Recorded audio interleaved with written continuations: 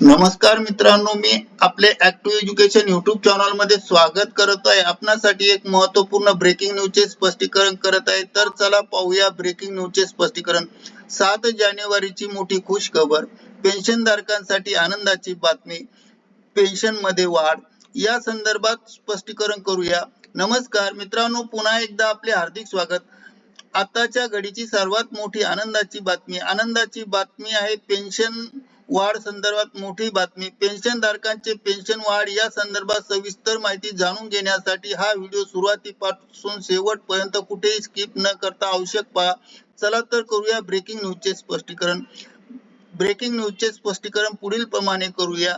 Pension धारकांसाठी आता आनंदाची बातमी समोर येत आहे, ती म्हणजे किमान पेन्शन चक्क 5 पटीची वाढ होणार आहे।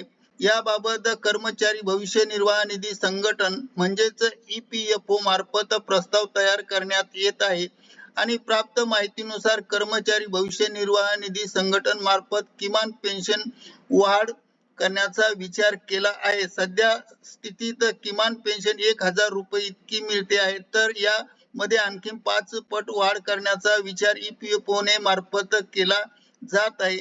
जर 5 पटीने वाढ केल्यास किमान पेन्शन हे 1000 रुपयावरून 5000 रुपये इतकी होणार आहे।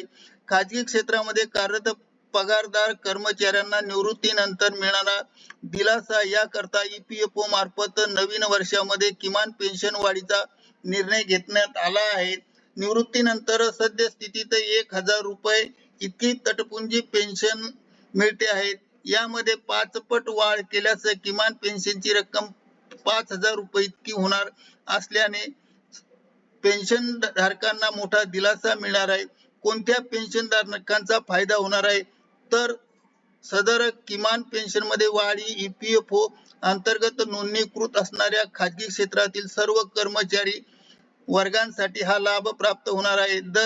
सदर किमान पेन्शन लाभ प्राप्तीसाठी किमान 10 वर्षाची सेवा सलग पूर्ण होणे आवश्यक आहे, ही एक महत्त्वपूर्ण अट आहे। कधीपासून होणार ही वाढ हाही महत्त्वाचा प्रश्न आहे।